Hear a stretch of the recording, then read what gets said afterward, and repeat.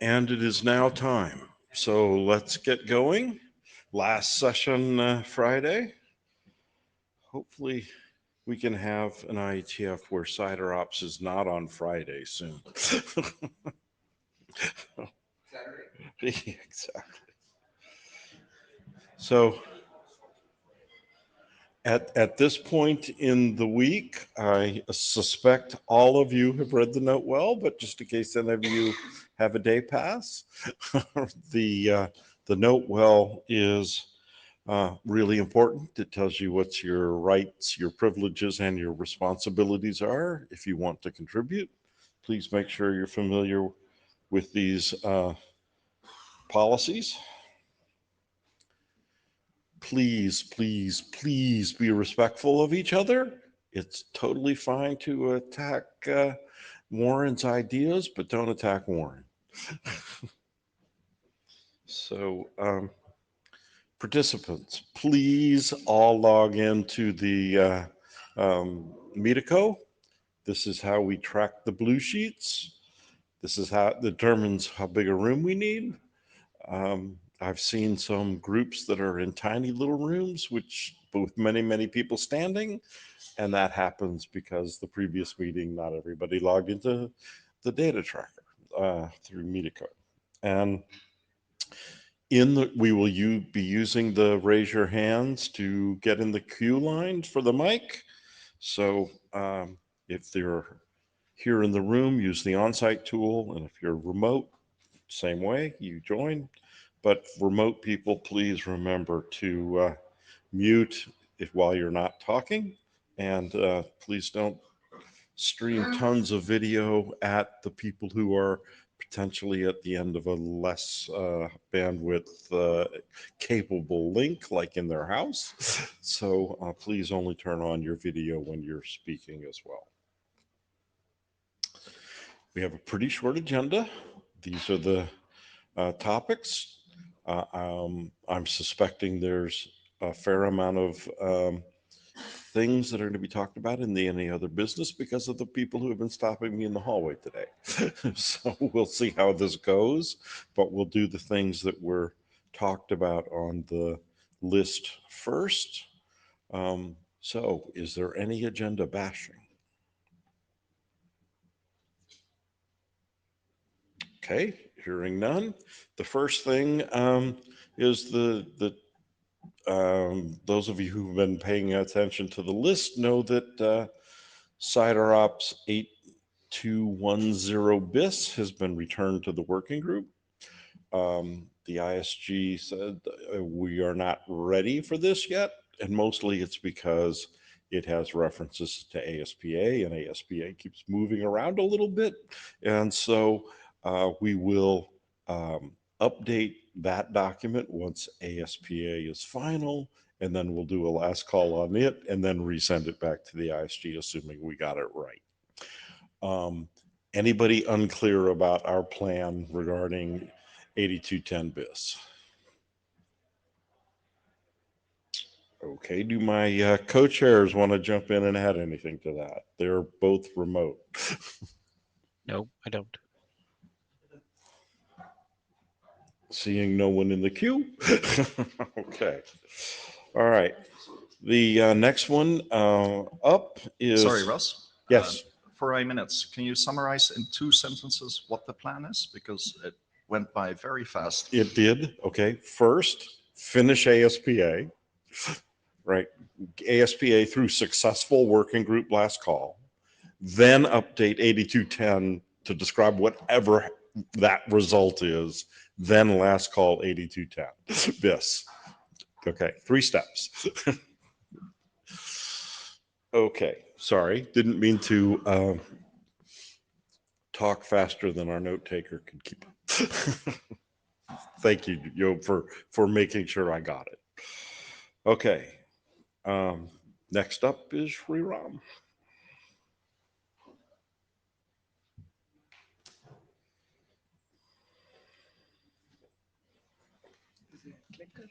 No, you're gonna have to say next slide because it didn't seem to work with my laptop. Okay, good afternoon, everyone. This talk is about design analysis of the RPKI prefix list and operational considerations. Um, During the working group adoption call, a lot of people asked what are the problems it solves and what kind of operational issues there may be. So we've been giving it some thought, and this presentation is a result of that. Next slide, please. So the RPKI prefix list object as defined in the draft current version 00 is quite simple. It asserts that the listed set of prefixes includes all prefixes originated or intended to be originated by the listed or signing AS. So in this example, AS1 originates or intends to originate only these 4 prefixes. It includes all of them in the prefix list along with its AS number. Next slide. So the intention is that if a prefix is originated with an AS, with the AS that has created a prefix list, and that prefix is not included in the prefix list of the AS, the originating AS, then that would be considered invalid according to prefix list. So the recommendation for route selection policy in the draft is also simple. It simply says that the relying party may discard a route if its prefix origin pair is such that the prefix is not included in the prefix list published by the origin AS. So those 3 slides, put the next slide, please. So one other thing that is kind of left ambiguous in the draft currently is about more specific prefixes of an included prefix. So if there is a prefix included in the prefix list and it doesn't make a clear statement about whether the more specific prefixes included in that prefix are meant to be allowed or disallowed by the prefix list. Okay, so that's so far it's all just briefly summarizing what is exactly in the prefix list 00 draft. The next slide from next. Yeah. From here on, it is about understanding the prefix list, putting it in perspective, and thinking about what are the problems that it is helping us solve and what may be operational issues. So none of these slides going forward are included. Any of the material is currently not included in the draft. At the end of this presentation, we will talk about what makes sense. If you want to talk about the solution space, how the prefix list should be used, what are the recommendations regarding that, etc. Possibly the working group may consider a separate draft in which all of that can be potentially included and discussed. The state space of the ROV and the prefix list verification. This is the, so we want to look at both of these jointly. ROV is doing prefix origin validation. Prefix list is also in a different way doing prefix origin validation. So we look at the state space of both of these verification types. So if we, for the prefix, for ROV, we have had 3 states, valid, not found, and invalid. For the prefix list verification, currently the draft says invalid or not invalid. Not invalid would include 2 cases, that the prefix list exists for the origin AS in the route, and the prefix list includes the prefix, or no prefix list exists for that origin AS, in which case it would be like unknown or not found, but we only consider valid or not found, not invalid, in consonance with the current version draft. So we have these 6 possible cases or combinations between ROV and prefix list verification. 4 of them are similar to what you would have if you had only ROV. Prefix list verification doesn't matter because that's either not valid, not invalid, or right. In those cases, it's not invalid, right? Or it is, yeah, fine. So 4 of these cases are identical to what you would have if you were doing only ROV verification. It makes a difference in two cases, the row 2 and row 4, where ROV is valid or not found, but the prefix list verification is invalid. And in those two cases, the route will be rejected. Next slide. So now we look at, okay, we have this scheme and this recommendation for policy. Based on that, what are the problems that are getting solved by this? Next slide, please. So there are 5 of these problems that we have been able to identify. So some of these actually were mentioned and discussed during the working group adoption call, and some may be new that have been thought through since the working group adoption. So the first one is a simple case of AS abuse while hijacking an ROV not found prefix. So in this illustration, AS1 it has the same PQRS4 prefixes that it has listed in the prefix list object with its own AS number. So those are the prefixes allowed according to the prefix list. On the right-hand side, we have a hijacker, AS10.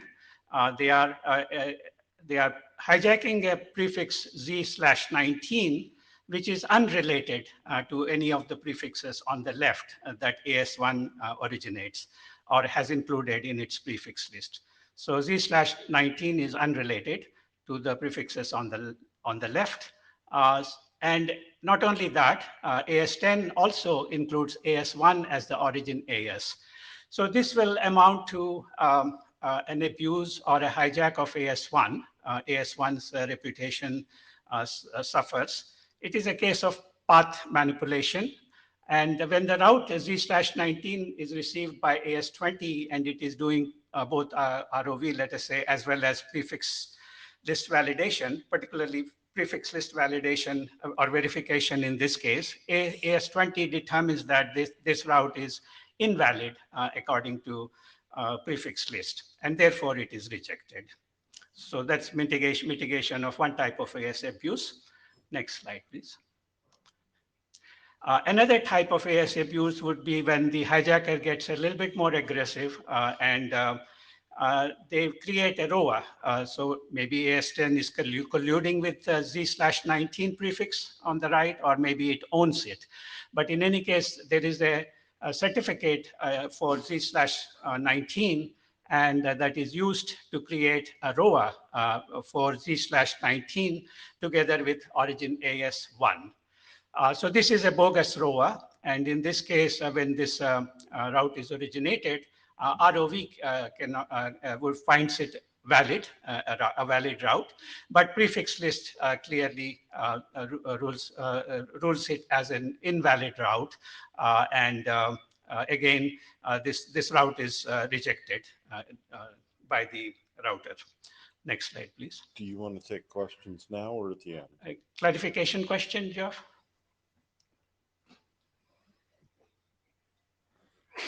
Jeff Houston, why is it bogus from the point of view of a relying party? It's a perfectly valid ROA, and you only knew it was bogus if you were AS1. So it's not bogus, it's quite valid. Yeah, that's what I... So, but you've got the word bogus ROA, and it's kind of, it's not bogus, it's a ROA. I see. Okay. Terminology. Yeah, but right, but terminology Yeah. matters. Right. And you're kind of saying, we all knew this ROA was a lie. No one knows it's a No, lie. the time party doesn't know it. Exactly right. Yeah. So not bogus, just, sorry? All ROAs are fictitious in that sense because no ROA has the visible acquiescence of the AS. They're saying, I give you permission to announce. That's correct. It's a one-way authority. So from that point of view, it's the same as all the rest. Subtle, but That's important. true as long as it's signed by the block Correct. holder. It's valid, and Right. I'm not contesting valid, but bogus is in your mind. It's not in the ROA.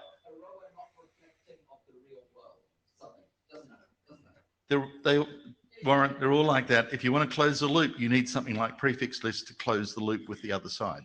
Right. Thank you. Yeah, let's if agree someone's that, putting hands down, you put my hand let's agree down. that we are not saying that it is apparent to the relying party that it is bogus. Ties de Kok, RIPE NCC.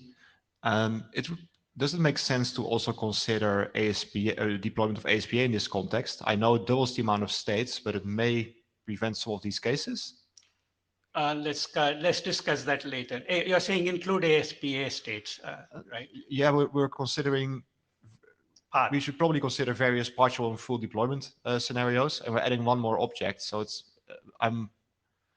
Yeah. about what is the most benefit and what we can actually deploy for me. Sure, I'll remember your question and we'll come back to it during the discussion period at the end.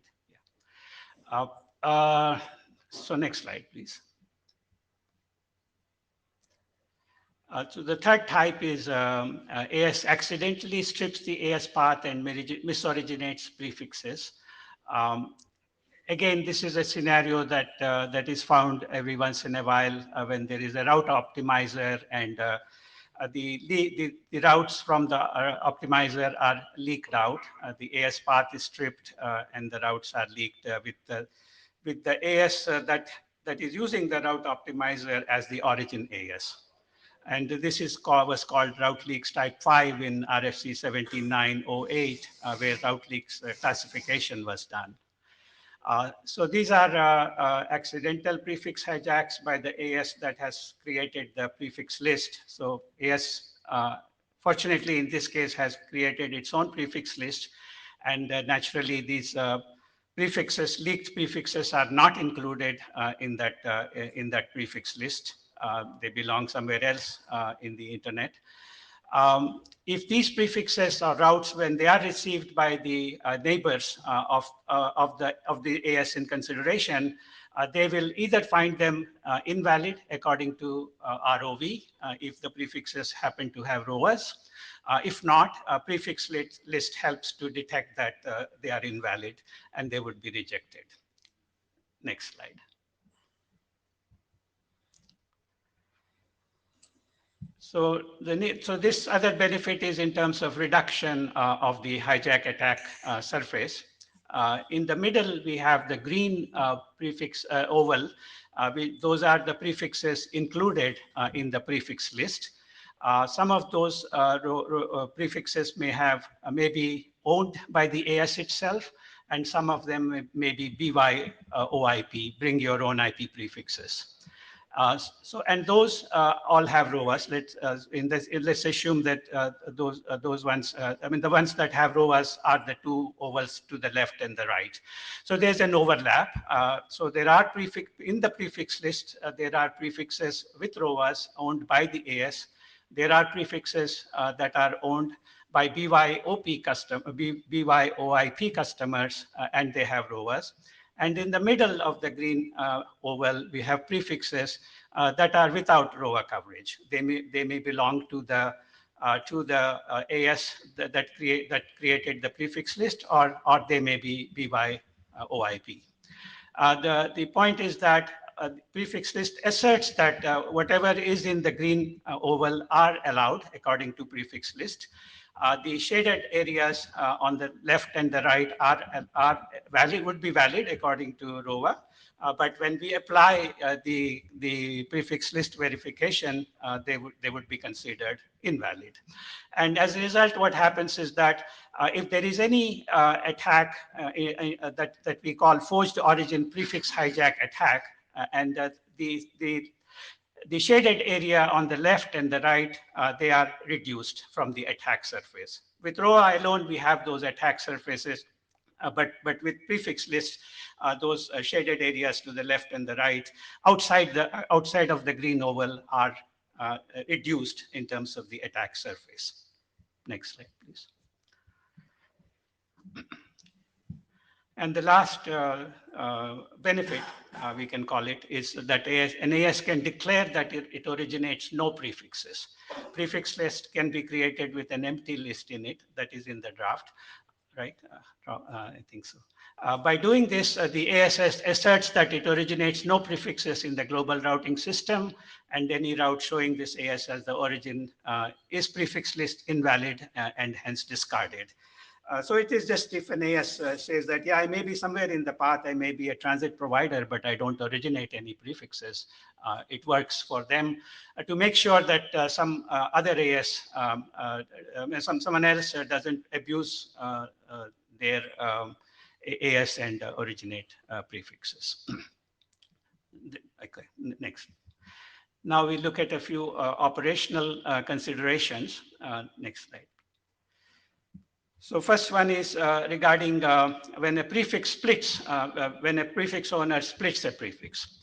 The sequence of events or recommendations for proper operations, in this case, the existing, let's say that an existing BYOIP customer wants to split its existing prefix. By existing prefix, we mean it is already included in the prefix list. The AS owner knows about it and they originate it. But that prefix, now the BYOIP customer wants to split it. The AS operator updates its prefix list. It continues to include the less specific prefix in the prefix list. And at the same time, it can right away announce the more specific prefix, but also continues to announce the less specific prefix. That's a make before break principle. And it has updated the prefix list, and that it allows some time for that prefix list to propagate so that the more specific prefix is also reflected in the prefix list. And then after allowing sufficient time, it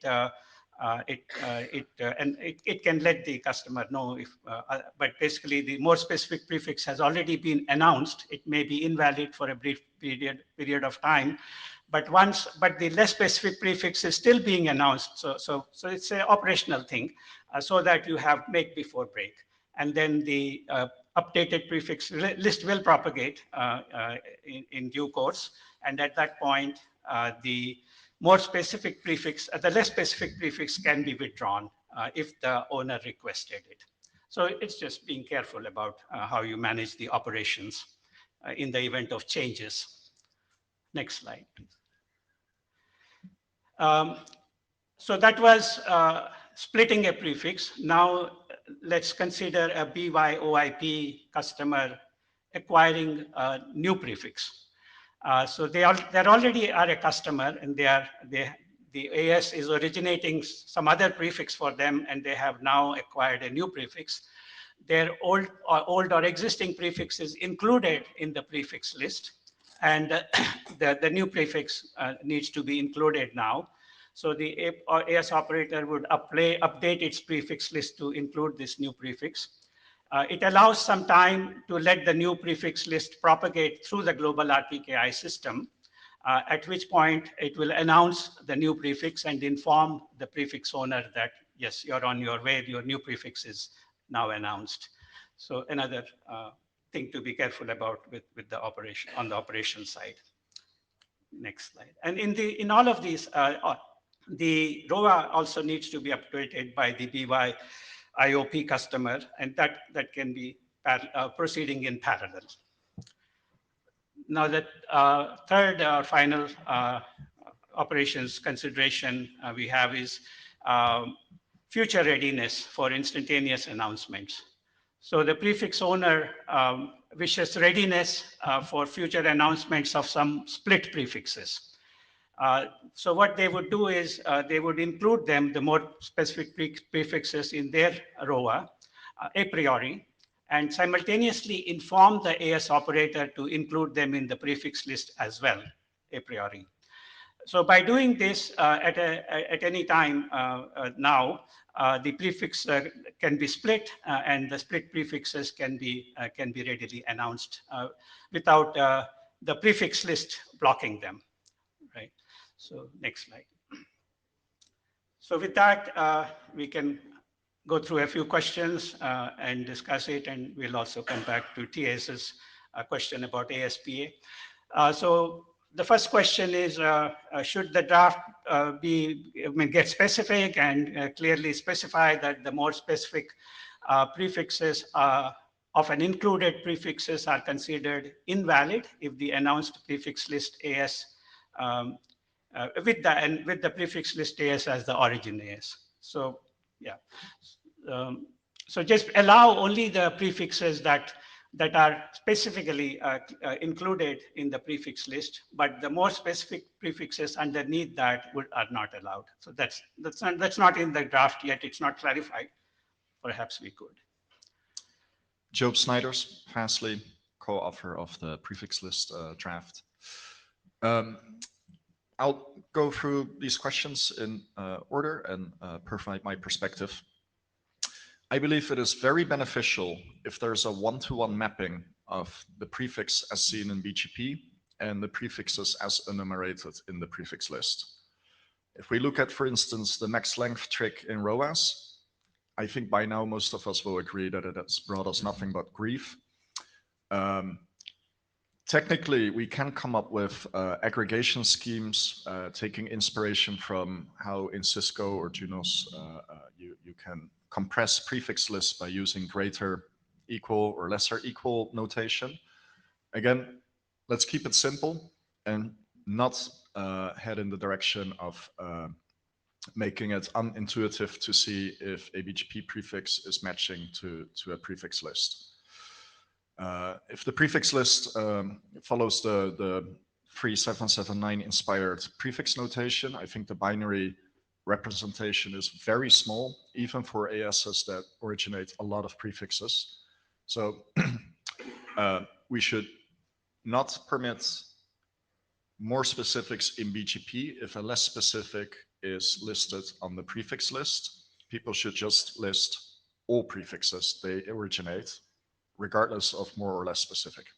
Okay. Then in case of ASset, we're doing a pretty good job killing ASset through ASPA. We can reiterate that in this draft, or maybe Warren can progress the deprecation of ASsets and, you know.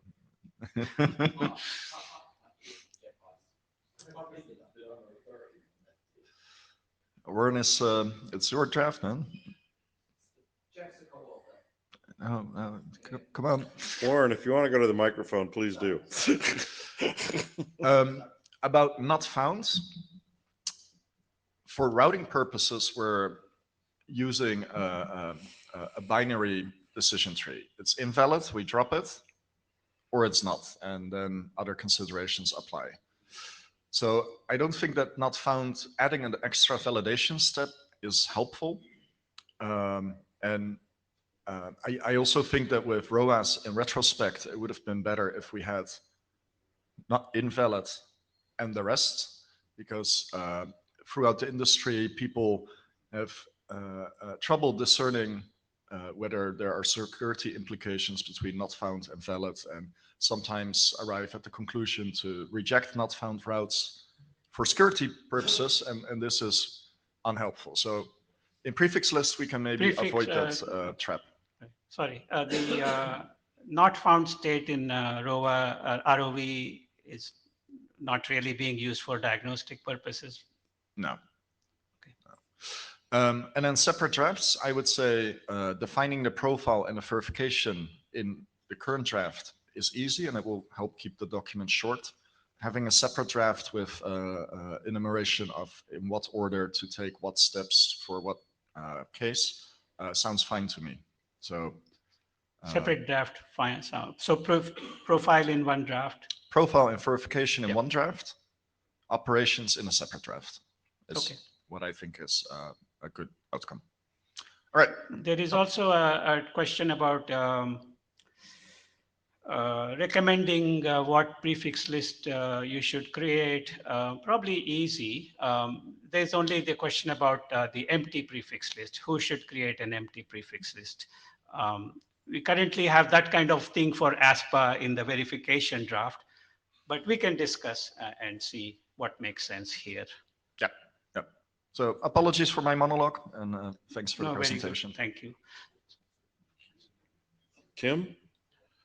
Hi, Tim Bruinzels, NetApp Labs. First of all, I'd like to echo what Ties already said regarding ASPA.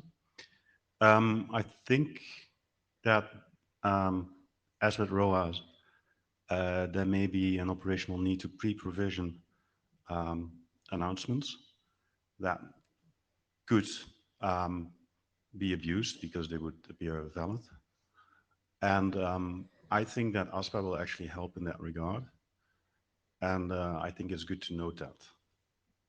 Regarding the not found outcome, I was kind of on the thinking that it might be useful in diagnostics regarding how validation works, but I don't feel strongly about it. Okay. Warren? So,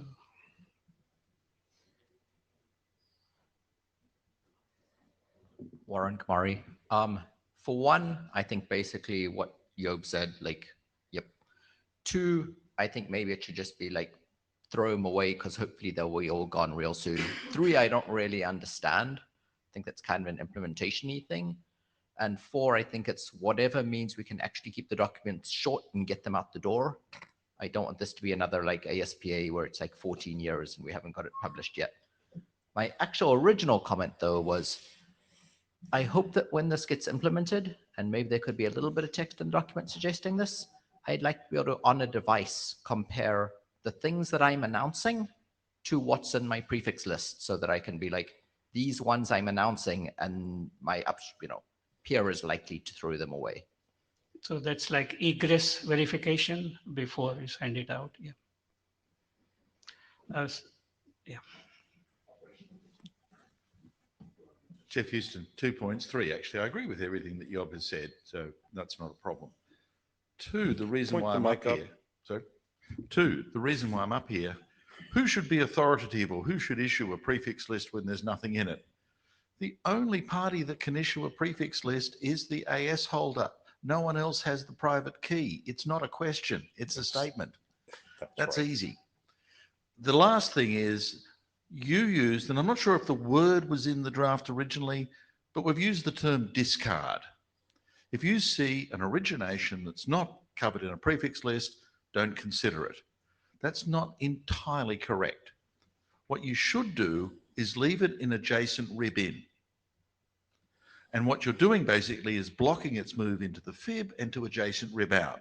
Correct. If you see an update in the security credentials and a new prefix list, you don't have to wait for another update in BGP. You can apply that across adjacent rib in and activate that prefix if the list changes in terms of, validity or whatever that I've learned. Whether that clue is so bleeding obvious that you don't need to state it, or whether we're dealing with 5-year-olds writing BGP code, I leave to others to figure out.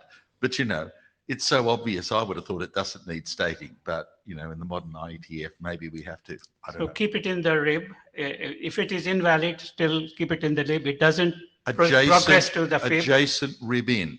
Yeah. You told me about it. Yeah, I'll remember that you told me, but I'm not going to use it. Yeah, correct. So, TS, did your question get answered?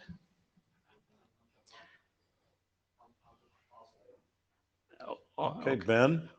Oh, Hi there, can you hear me okay? Yes, we hear you. So I mostly echo what's been said already. Just on the question of the third state, I think there are scenarios where during troubleshooting, it's important for operators to know why the prefix in question is receiving the verification state that it is. But I think the thing that distinguishes this from ROV is that with a rower, it can be, a not obvious exercise to work out whether a particular prefix is covered or not, and therefore why it's not found. With this, we're talking about a single integer. It's a question of, is ASX got a prefix set or not?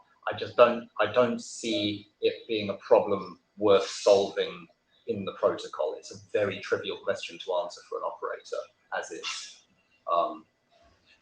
Secondly, just to what Jeff was saying, I think we absolutely should call that subtlety out. We saw all manner of operational problems when people started deploying ROV in the wild, where they didn't have, their equivalent of soft inbound configured and were sending route refreshes all over the place. It would be nice to not have a repeat of that with this. So I think a paragraph just calling that out would be a good idea.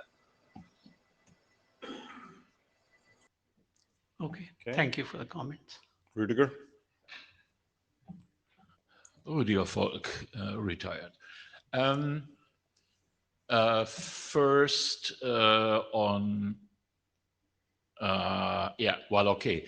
I would suggest that the source representation for the prefix list takes essentially the same syntax as we have for IP address literals in RPSL, which is a quadruple.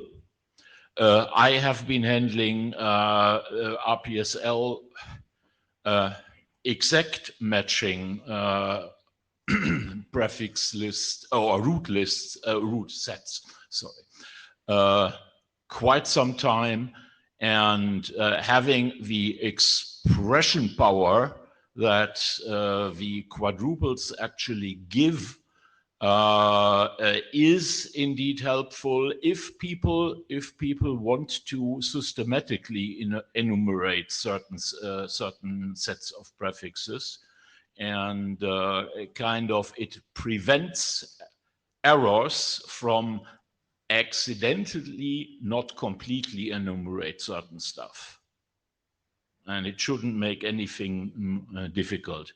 The question of the adjacent rib-in, I think there is now out an RFC explaining that this should be done, referring essentially to the ROA case, and it should be possible just for all of the RPKI-based proposals, essentially to reference, please do that. And Jeff, kind of the nasty cases were not recent implementers, but the old stuff, and the vendor not listening to customers, explaining to them why the soft inbound actually is not only for avoiding hard resets. Thanks, Rüdiger. Okay, Ties de Kok, RIPE NCC. For my first question about ASPA, yeah, I think it's, I will work out the answer on my own, but I think it's because I can do that if I have the time. But it's probably good to consider all partial deployment scenarios for the mechanisms that are available. So we should probably consider it and see where the additive benefit is of every next mechanism, and also what is most important for operators to actually deploy, where the most value is. And then about the not found outcome in prefix list verification, I think it does not add a lot in verification, but when you create a user interface for less experienced users which operate a CA system, maybe, then it's a state that really matters and that you need to clearly show to them. And I think that CA implementers should be able to work that out on themselves.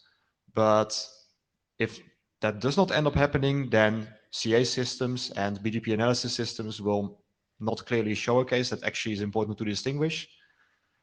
So I'm leaning towards actually probably spelling it out. Oh. Yeah, we can take it up further on the mailing list, maybe. Can we just go to the ovals picture? You're regarding your ASPA. It now works.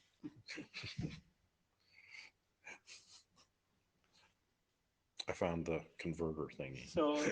So in terms of dealing with the forged origin prefix hijack, ASPA also helps.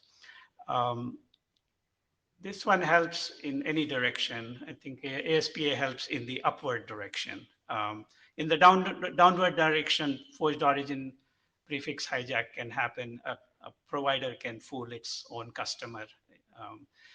But this one works across all those scenarios. I think we can think through that carefully. But you're right that ASPA helps to detect prefixed origin hijacks. So in terms of combining the verification results from different schemes, ROV, ASPA, prefix list. Whether you want to bring it all into one like state space table and try to decide when to reject and when to accept, or whether you just keep them separate and use some other mechanism or maybe like each one just says it's invalid and just being marked invalid by any of these schemes should be considered a case where the route is ineligible for path selection. So maybe that's a simple way to say that, say how it gets combined anyway, but we can discuss it and make sure that we're getting it right. Okay. Ben? So I just wanted to respond to the suggestion that Rudiger made. So I've recently written an AST that, amongst other things, has the RPSL set expression syntax in it, and it is horrendously complex. And the idea of trying to encode it in an ASN1 module gives me cold sweats, and I think we should really, really not do that. I think a flat list of prefixes is what we want here. And if we want to auto-generate it somehow, using a UI that accepts RPSL style syntax, that's fine by me, and that's out of scope of the draft. But the object itself should be a flat list. Job? Job Snijders, fastly. For the benefit of the group, I want to reiterate why adjacent rip in instead of discarding the prefix is important. As people modify their prefix list objects and these modifications trickle down through the publication system and into the RPs and then via RTR to the eBGP routers, every time there's a change of any ROA or any ASPA or any prefix list, and the router does not have a competent adjacent rip in data structure, it needs to send BGP route refresh messages to all its neighbors. And this imposes an incredible burden on the global routing system. I did see the recent RFC that describes how to do ROV without route refreshes, and it suggests a sort of partial storing of things. But at the end of the day, an actual adjacent rip in is the superior solution. Yeah, I think we are doing it in all three cases now, right? ROV, ASPA does the same, and prefix list would do the same. Doug? So I think that since prefix lists and ROV are addressing the same exact question, right? Route origin validation. It's reasonable for possibly this draft or an operational draft to, address the concerns of operating both in unison. ASPA is solving a different problem, although its path validation can help in some of the threat space that showed up here, but I don't think this draft or an operational draft about origin validation has to include ASPA. Some other draft about talking about the overall BGP threat space and the collection of techniques we now have might be useful, but I don't think we need to necessarily bring ASPA into this draft. Yeah, that's entirely correct. Yeah. But prefix list and ROA, we can consider the combined state space because they do pertain to prefix origin validation. Anybody else? The queue is empty. Okay. Thank you. Thank you. The next presentation is on ROA management.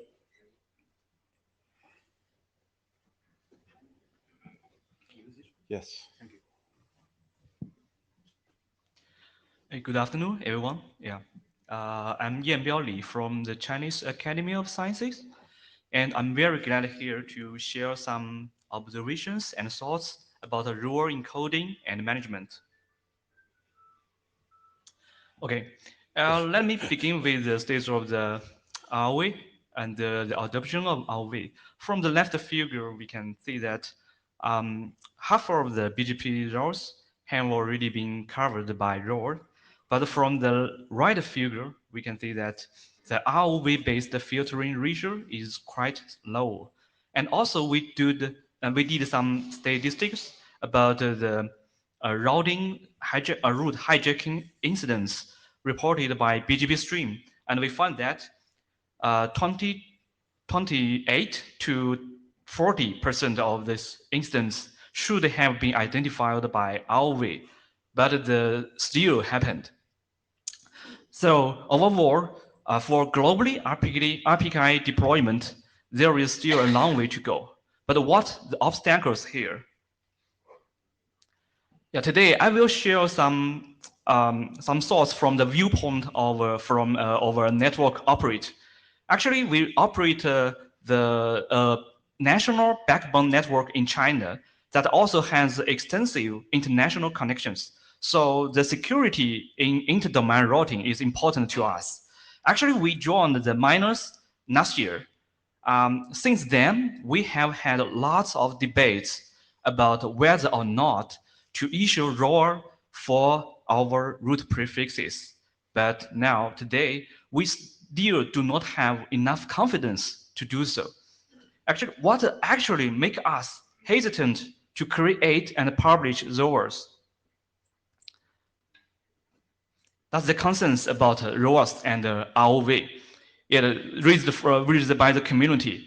Some found that more than 92% of the advertisement invalidated by ROV as too specific were actually resulted by the missing of marksness. And others found that, pointed out that there are some loose RORs that may cause subprefix hijacks, the forged origin subprefix hijacks. And all those misconfiguration on RORs are mostly attributed to human errors. On the other hand, there are other studies that have pointed out that there are some reachability issues and security issues due to the partial deployment of RPKI. This drives us to think about a question. Assume that RPKI deployment is complete and all network operators are careful enough, I mean, there is no human error, then would it be confident enough to use ROV? Unfortunately, the answer is no. We summarize 3 operation scenarios and the key problems with them. Number 1, route planning. I think this is the most common operation scenario for a network operator. For example, we own an IP address block and we have some services to run. We usually announce routes with only part of the prefixes within this block, and we will reserve some prefixes for future use. In this case, in the example, the prefixes D, F, and G are reserved for future use. So in this case, the prefixes we want to authorize immediately cannot fulfill a subtree. So we call this scattered authorization insurance, where the key problem is how to set a proper marksness. Number 2, business changes. Suppose that we already have an ROA authorizing a prefix block from /20 to /22. Then due to some business changes, we want to reserve some prefixes, or even in some cases, we want to deactivate some rules. Then we may need to revoke part of the authorizations we previously issued. So we call this partial authorization revocation. The key problem here is the missing of the update of operation with RORs. Number 3, resource allocation. Suppose that we have an ROA authorizing a prefix block from /20 to /22. Then we allocate a sub-address block, like starting from the prefix C to a custom ASY. Given that we assume the RPKI deployment is complete, so the ASY will have its own rower that covers the prefixes C, F, and G. In this case, these three prefixes are shared by two different rowers belonging to different ASCs. We call this multi-authorization. Here, there is a potential security risk with the rower overlap. So next, I will elaborate on those problems one by one. Problem one, the dilemma in setting max length. This is the corresponding use case is a scattered authorization insurance. For example, we want to authorize ASX to originate 4 prefixes A, B, C, and E. Then, how to set the max length? If we set it to 22, then 3 prefixes D, F, G will be included in the rower, but these 3 prefixes are actually reserved for future use. Namely, we won't announce them in the BGP system. So this will cause the forged origin subprefix hijacks. The attacker can use these 3 prefixes to hijack the prefixes A, B, and C, make them become insecure root prefix. In contrast, if we set the max length to 21, then the root prefix E will be invalidated by ROV. So this will cause the reachability issue because we assume that RPKI's deployment is complete. So to deal with the scattered authorization insurance, there is a dilemma in setting the max length, and the root cause is not whether the operator is careful or not. The root cause is the operational granularity of rower insurance is the bundle of a block of prefixes. So should I ask a question now? Sure. Okay. Rüdiger? Rüdiger Volk. I wonder why you seem to assume that you only can a single rower here. You could use 4 rowers exactly matching. Exactly. Very simple. You could use also 2 rowers and use max length. Just don't assume that a single root should have 1 max length. Yeah, exactly. Yeah.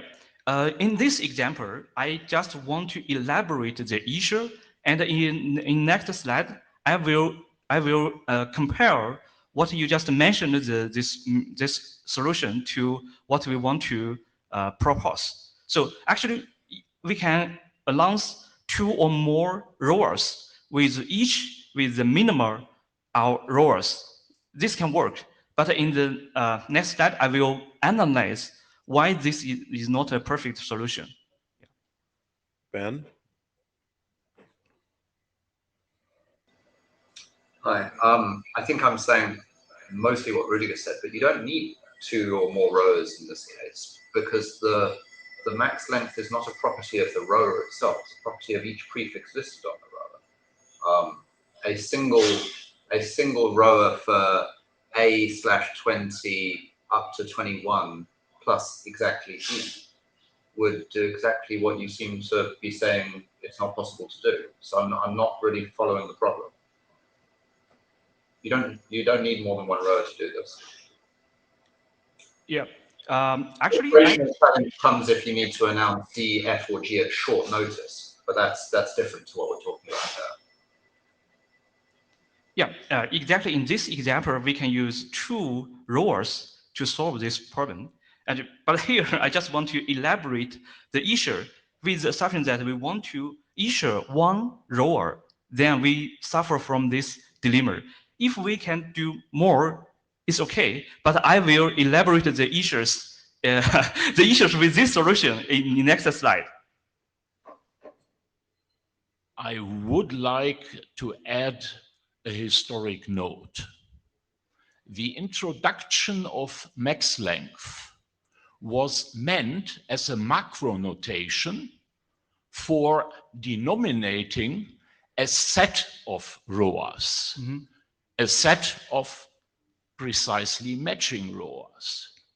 So kind of we are providing you with the possibility to write in a short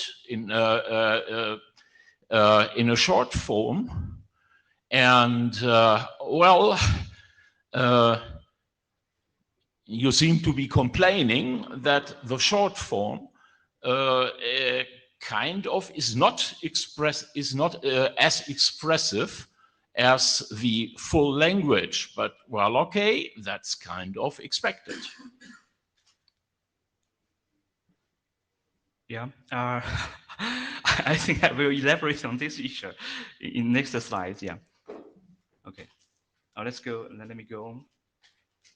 So we did some statistical analysis on the more than 4,000 RIBs.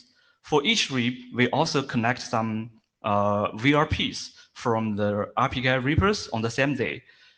With every RIB and its corresponding VRP set, we measured the insecure root prefix that would be hijacked due to loose ROVs, and the invalid root prefix that would be invalidated by ROV with VRPs. And from the left figure, it shows the trend since 2011 till now. From the right figure, it demonstrates the case for 20 RIBers on this year. And from the results, two important points can be get. First, the promotion of RPKI reduces invalid prefixes, but it produces more insecure prefixes. Second, currently insecure prefixes and invalid prefixes account for around 10% and 1% respectively. Problem 2, the missing of update operation. The use case is partial revocation. Suppose that we have an ROA authorizing a prefix block from /20 to /22. Then we want to revoke the authorization of 3 prefixes, D, F, and G. Then it's not easy to achieve this. We need 2 steps of actions. Step 1, we have to revoke, we have to find out all existing rows that contain the target 3 prefixes and then withdraw them. Step 2, we have to re-announce the authorizations for the rest 4 prefixes. And for this issuance, this goes back to the scattered authorization issuance. So the root cause for this problem is the operational granularity of rower revocation is the whole rower. So this is the second problem. Should I answer the question here? Okay. Job Snyders, Fastly. I'm starting to sort of sense where you are coming from, and I will agree that if the problems as you present them are true, that you would run into operational issues. But I suspect there maybe is a gap in knowledge about how exactly ROAs are encoded on the wire and how ROA updates are facilitated through so-called manifest signed objects. And that you can essentially do atomic changes to do a withdrawal of the 3 prefixes. So for this particular problem, you'd have an existing ROA where you say this /20 max length 22. You would then simply remove the max length 22. You would list the E prefix that you still want to retain, put that in a new ROA, delete the old ROA from the manifest, list the new ROA on the manifest, and you have an atomic presentation towards the RP community. So I don't think, as I understand the structure of the files and distribution mechanisms in the RPKI, that there is something missing in the update operation. And yes, if you somehow remove a ROA, issue a new manifest, create a new ROA, issue another manifest, then you will see gaps like you're describing. But CAs have the power to follow the correct sequence of steps to minimize any friction. I am happy to see the rest of the presentation, because maybe there's something I am missing. But I'm also happy to sit down with you and show you how ROAs are encoded and how they hook into manifests to see if we can alleviate your operational concerns and hopefully get your employer to issue ROAs. Yeah. Yeah. In addition to what Job was saying, you also can consider a two-step procedure that actually uses the commonly known make before break paradigm. In this case, you would keep the old ROA in place and just issue in parallel the desired new set, and they don't actually interfere. There is no problem of having overlapping ROAs in the tree. And then, well, okay, second step, withdraw the stuff that you do not want anymore. And for your example, that's very straightforward. Yeah. Thank you, Rudiger. Next time, please put yourself in the hands. Thank you. Yeah. Actually, I just want to show with the existing scheme, we can actually deal with these scenarios with some like first, no matter first announce, second withdraw, or first withdraw, second announce. But I just want to point it out that if we have defined some like the update operation, we can do any on-demand update on any part of the authorizations we previously issued. Yeah, this is the point I want to make by this scenario. Okay. Okay, we also did some like statistics on this scenario, and 2 points can be found from the results. First, the partial revocation happens almost every day, with the average number being 182 per day. Second, the maximal cost of one partial revocation instance can be as large as 4,000 operations. So we need to withdraw one big ROA and then announce like 4,000 smaller ones. Yeah, we found this from the historic data. Yeah. Problem 3, the security risk with ROA overlap. Yeah, this use case corresponds to the multi-authorization. Yeah, for example, we have a ROA authorizing a prefix block starting from /20 to /22. Then we allocate a sub-address block to a customer ASY and authorize it to originate 3 prefixes C, F, and G. Given that we assume the RPK deployment is complete, so the customer Y will have its own ROA that covers the 3 prefixes. Then there is an overlap between 2 ROAs. And there is a particular security risk because as the provider, we already allocate transfer the privilege to use these 3 prefixes to my customer. So basically, we won't announce these prefixes in the BGP anymore. Then the attacker can use these 3 prefixes to hijack the prefix A So this is a particular security risk. To resolve this multi-authorization, we need to revoke the authorization of these three prefixes. And this goes back to the partial authorization revocation. Then problem 2 arises here. So the root cause of this problem is that the operational granularity of roller insurance is the bundle of a block of prefixes. Okay. Go ahead. Okay. So oh, sorry. Go ahead. My question No problem. No problem. at the end. Okay. Okay. And Rudiger?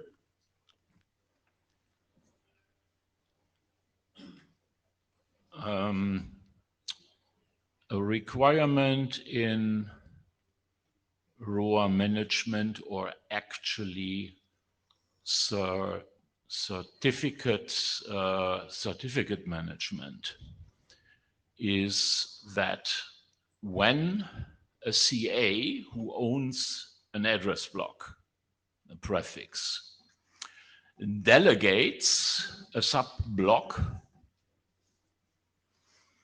and gives the appropriate certificate to the customer's CA, the contract, we would like to understand that there should be a contractual relation between CA, the upper and the lower CA, where the upper CA promises not to issue ROAs that interfere with the delegated block of the customers. If we do not understand this, and if our rears, for example, don't understand and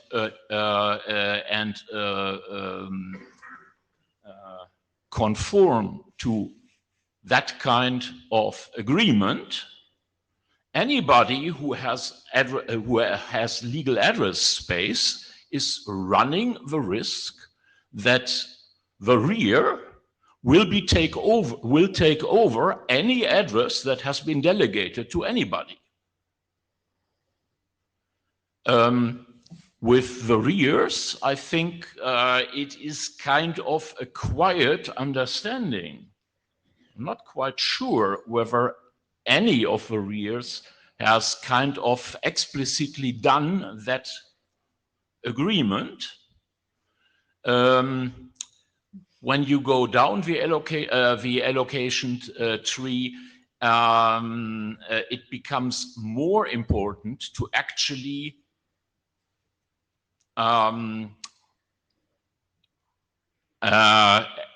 have accompanying agreements like this with doing allocations of address space. Yeah. Yeah, I think this is the point that I want to make here. But for the practical operations, we always issue ROA first, and then we have some customers, and then we sign some agreement with them.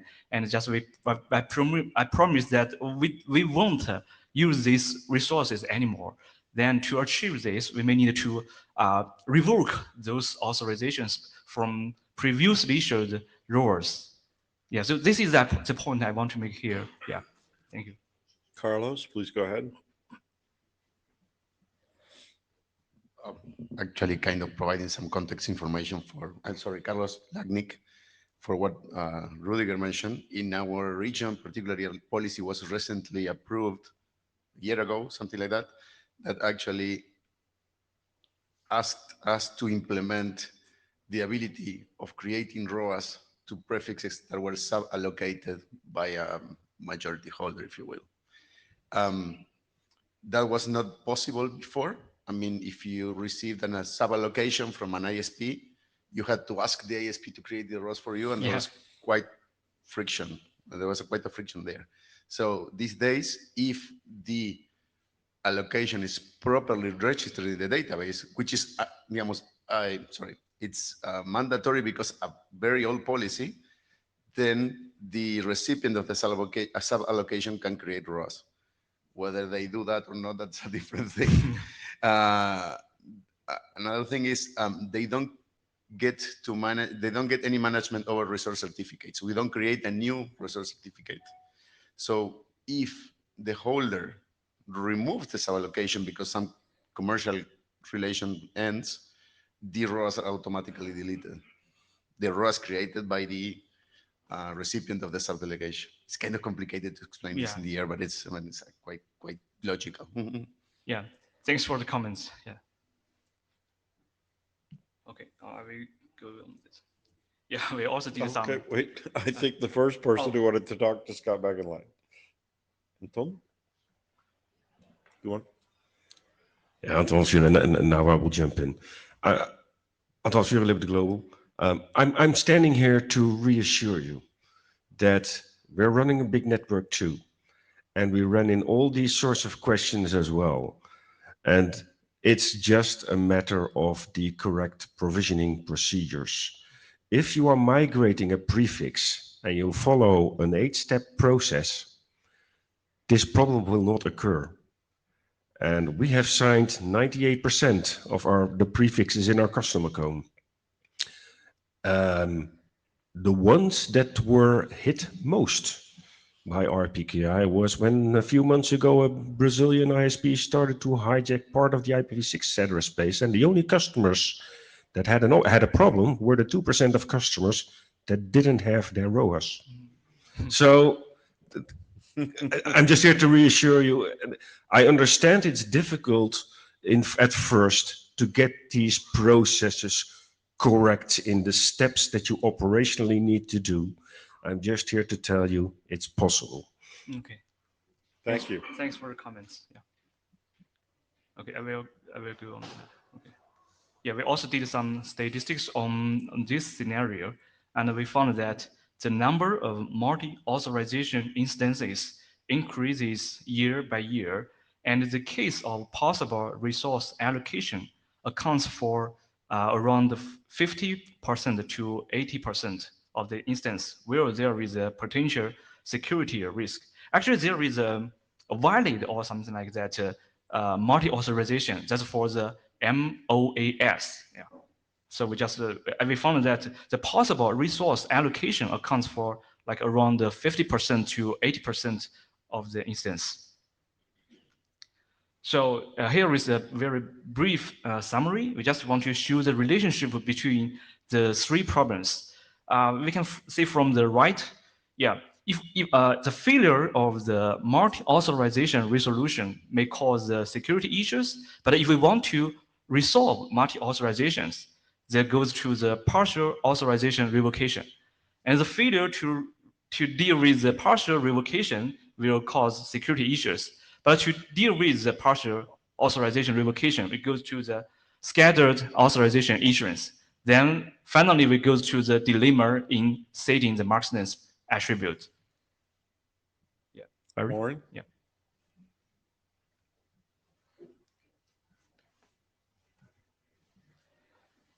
So I'll be the first to admit that I'm not the cleverest bunny in the bunch. Actually, I suspect Job would be the first to note I'm not the cleverest bunny in the bunch. But in at least a couple of the networks that I run, we just announce the prefixes we announce with the max length set to the actual length that we announced it at. And basically all of these problems then disappear. Exactly. So if you don't have a huge chunk of prefixes, right, you've announced 8 different prefixes. Exactly. You have 8 rows, Yeah. the max length is the actual prefix length and done.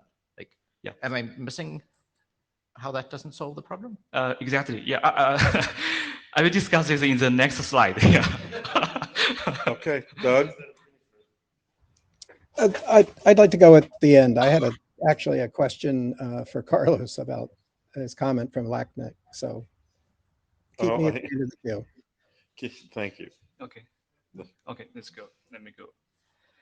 Yeah, so in regard to these 3 problems, we propose the requirements for managing ROAs. Number 1, the fine granularity. The encoding scheme should enable to manage authorizations and the prefix granularity, namely the exact authorization, just like Warren said. And number two, the scheme should enable roles to be updated on demand with partial authorizations involved. Number three, we should also keep the efficiency and the scalability high enough to keep the operational costs reasonable.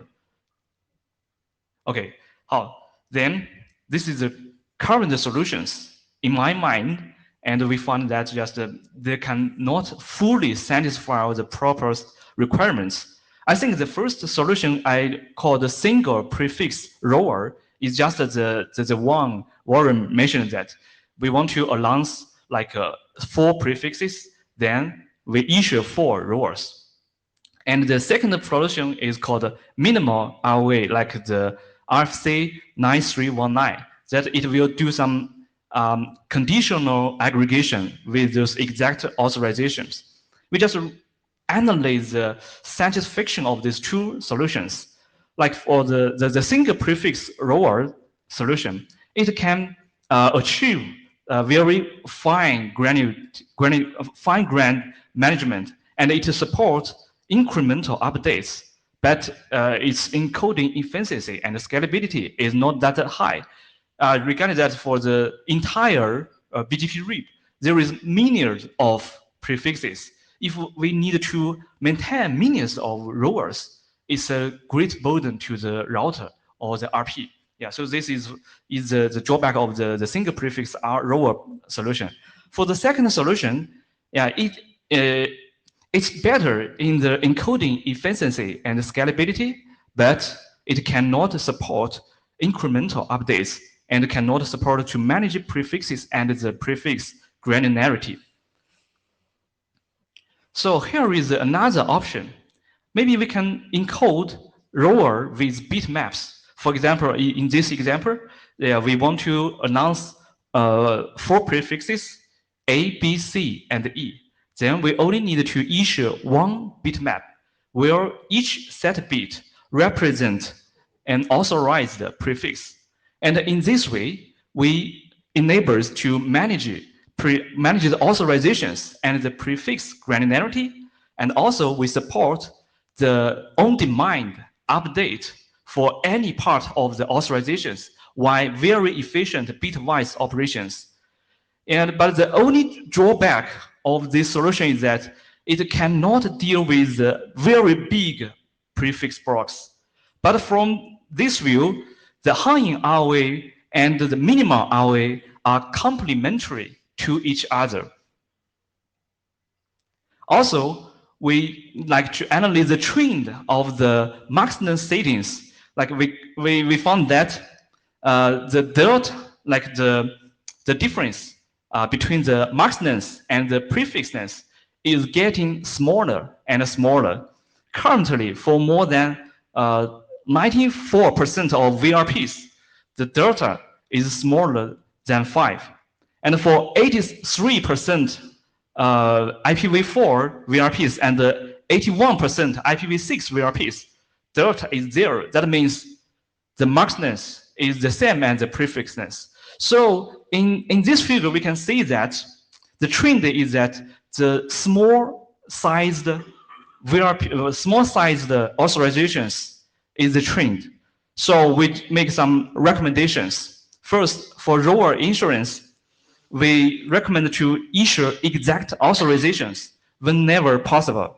Second, we recommend to use high ROA to encode authorizations unless there is a need to encode a large prefix block, such as the AS0 rower.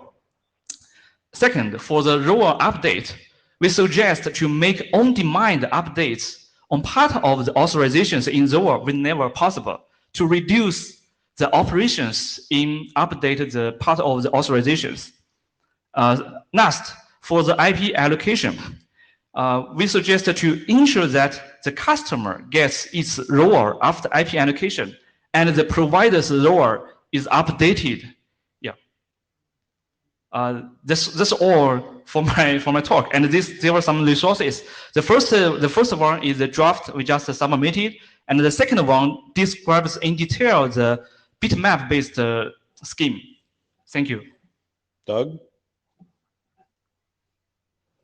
It's almost done typing the question. So the question was really for Carlos and the comment about LACNIC. When you allow a properly registered customer with a sub block of a provider-based address block to create ROAs without issuing a new certificate, you limit the scope of the prefixes, right, that can be included in that ROA to just the subset of the sub allocation. Clearly, the certificate would permit them to create beyond their scope. I'm just interested in how that works. Sure, go ahead, Carlos. Okay. They use, I mean, the organizations that receive the sub-allocations, they use the parent's resource certificate. What I meant is no new resource certificates are created. And yes, the sub-allocations are received from the blocks owned by the parent. I don't know if it answers your Right, question. so that's controlled in the user interface or the APIs to make sure it stays within the scope of the sub-allocation? Because, you know, the normal X509 validation exactly. rules won't protect you there. You're right. It's controlled by the API, basically. Thanks. Tease? I should have really queued up physically already, actually. Yeah, I think I agree with you that the bitmap encoding can be more efficient for some situations. I'm not sure how often they happen, but if you look at it holistically, first let's recall that when you issue a ROA, you need to replace the object all at once and sign it again, gets a new certificate. So most of the waste is in the certificates that are attached and the signatures. Yeah, exactly. Yeah. If we want to do a full analysis of whether we need a more complicated scheme for describing authorized prefixes with the bitmap encoding, maybe subtractive semantics, I think that it would be really nice, and I'm asking a lot of work here, to also consider the churn in the ROAS that happens over time. Because what we see as a CA operator is that a lot of data is wasted when an object is recreated. And if you have a CA that would create a lot of objects and actually mutate them often, the most efficient solution may actually be the single prefix ROA. On the opposite end, for a CA that never updates, issuing one with all the prefixes on it is no problem.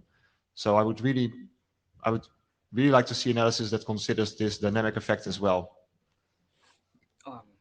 Yeah, exactly. Thanks for the comments. Yeah, actually, we analyze bitmap-based encoding. Actually, from the CA side, it's not most for the efficiency. It's just add more flexibility in managing authorizations. Yeah, this is a benefit on the CA side. For the efficiency, I think we most consider the case for the RP or the router, because for the single prefix roller, there is a much burden to the router or to the RP software board. Yeah. How I understand it, transmission to the router doesn't really depend on the ROAS, but it's the RTR protocol which would normalize this. Exactly, yeah, but for the RP, indeed, it's more efficient. Mm-hmm. But in practice, I think you can create one ROA with a lot of prefixes on it. It's not elegant, but it works. It's big. There's a recommendation to create ROAs that contain a single prefix, and that definitely has benefits if your resources change. But if you hit a situation where you would need to create a lot of ROAs, I would lean, and I think it's better to create this ROA with the many prefixes on it, even though it's not that elegant. Yeah, actually, exactly. Yeah, you are right. Yeah, we did some like evaluations with some to encode the entire read or encode some other data sets. We just found that use use the bitmap-based solution, we can reduce more than half of the encoded entries.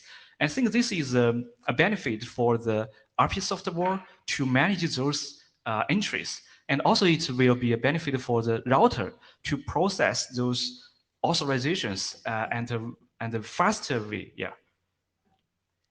Yeah, we did some evaluations on this part. Maybe we can add those results to the draft later. Yeah, or share them in like slides. Yeah, it's interesting to think about this. Yeah, thank you. Okay, just as a reminder, we have 5 minutes left in the session and 3 people in the queue, so please keep it short. I'll be fast then. Okay, I'm going to see it again. So the publication of minimal ROAS, it's in RFC 9319 BCP 1885. I think you've read that too. I have a question. So when you're doing the hanging ROAS, how does that change when you need to migrate, add, or delete prefixes from your authority, right? Mm-hmm. I think you still need to have a process. And the process of migrating or adding prefixes to your routing obviously is not only the ROA management.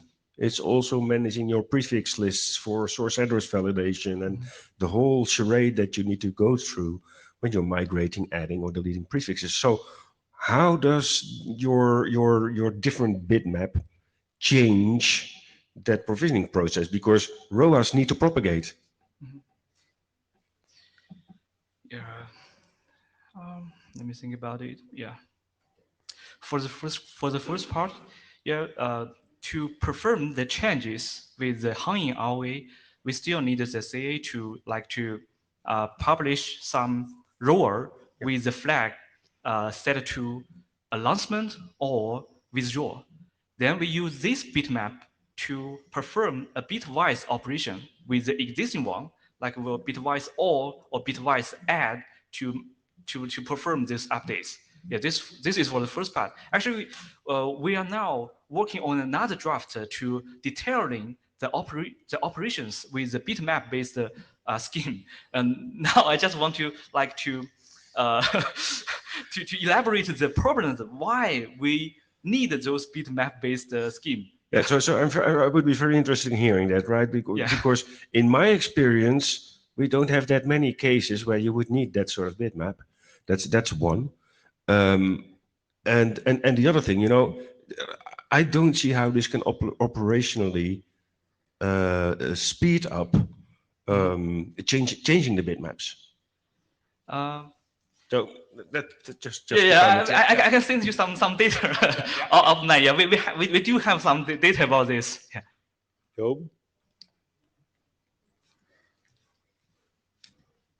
Job Snijders, fastly. Using a bitmap or a bit masking style of expressing the set of prefixes, as far as I understand it, adds nothing that can not already be done with the current encoding mechanism. That's right. Exactly. So recognizing that, yes, we can encode things in multiple ways on the wire, but we already have a way that's been around for 12 plus years. It doesn't seem super beneficial to me to work towards a new encoding mechanism that, by definition, does not add something new other than it being different. And I think this will be a significant burden on RP implementers and CAs, and then ultimately also to network operators, because having multiple ways to do the same thing is a path towards confusion. So I think as a next step, perhaps we can take one or two of the examples where you perceive a risk, and I can elaborate on how on the file system you would move through the motions and use RPKI manifests to have atomic updated procedures. Because I think there is maybe a gap in understanding of how the system is implemented on the wire, and how that translates to potential risks that you perceive. And I think hopefully at the end of that conversation, you will be pleasantly surprised to see that the current system accommodates all the deployment scenarios that at this point in time concern you. So let's work through some examples, and then I think we will both be wiser. Okay. Thanks for the comments. I just want just one sentence to for response. Yeah, actually, as a network operator, we are thinking about to use ROA as ROV, but we found that the current the existing scheme cannot find a good trade-off between security, usability, and scalability. I think this is the very original motivation that we want to find out some new scheme to have those things all covered. Yeah. Yeah. For later, I can share you some more details about what we thought about this and the examples and some evaluation results. And also, thanks for your comments. Thank you. Okay, so I encourage you guys to find a few minutes to talk to each other, but we're out of time. I do want to note that the chairs have been approached about a whole bunch of related things in the hallways here during the week. And I know that people are concerned about ASPA and some things with it and wanted to use the any other business time to talk about that.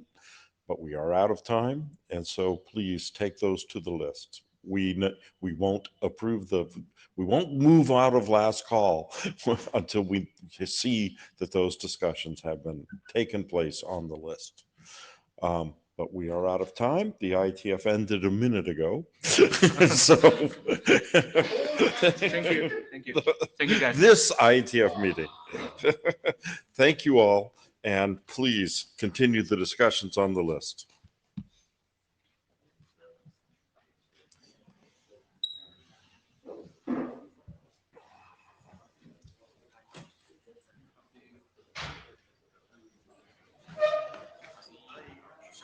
I want to use any other business as well. Yeah, okay. To ask US chair to